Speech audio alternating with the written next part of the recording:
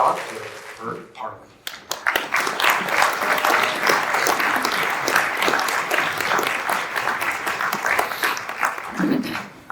Greetings, Stagen alumni, friends, and what is so easy to call family at this point. I feel so blessed to be here with you all, and I'm so enjoying the conversations, connections, especially the warm hugs.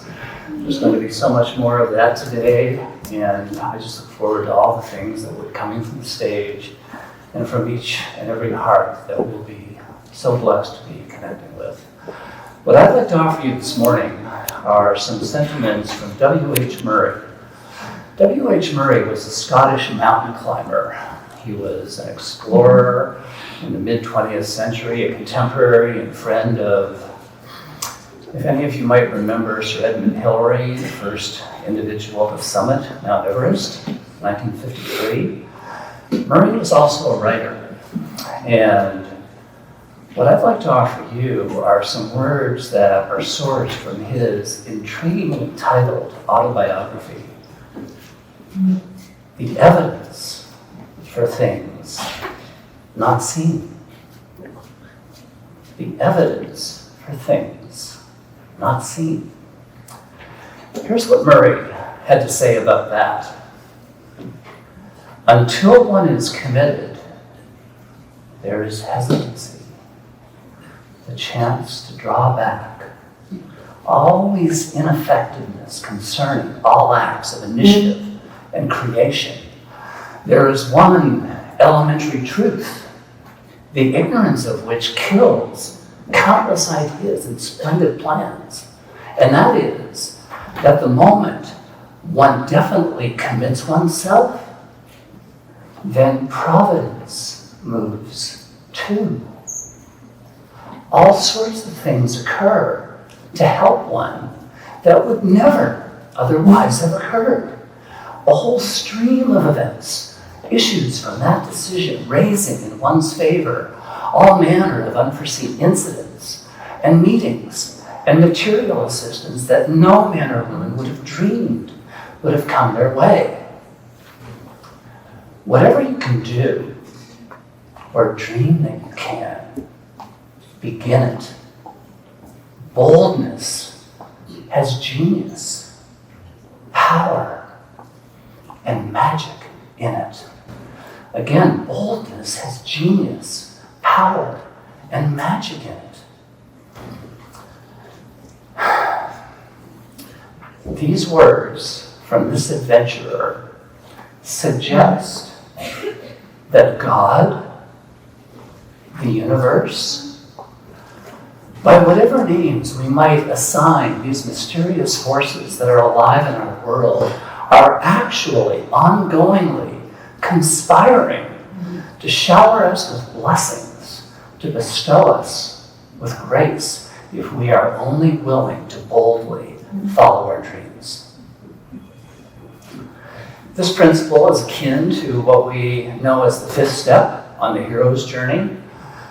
This is what is known as crossing the threshold and committing to change. We heard Rand introduce this last night. Crossing the threshold, moving into the labyrinth, walking the paths together. Later on, we saw Vid give us a beautiful image of crossing the threshold into the temple.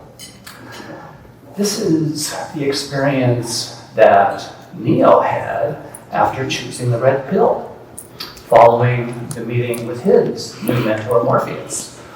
This is Luke Skywalker, finally agreeing to go along with Obi-Wan Kenobi after much initial reluctance and resistance, the hesitation, the moving back.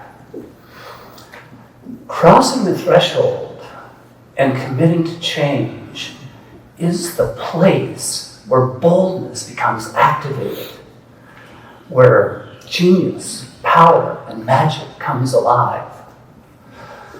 The ancient Greeks had 4 core virtues: courage, justice, wisdom, and temperance.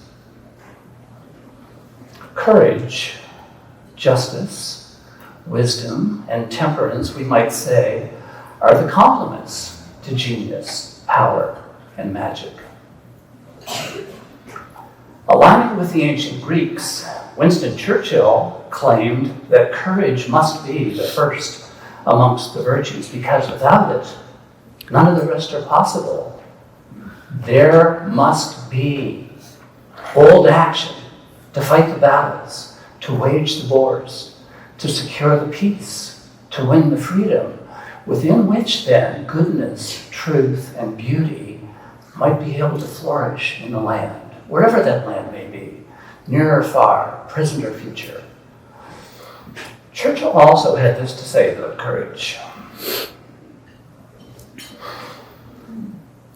Courage, he said, is what it takes to stand up and speak.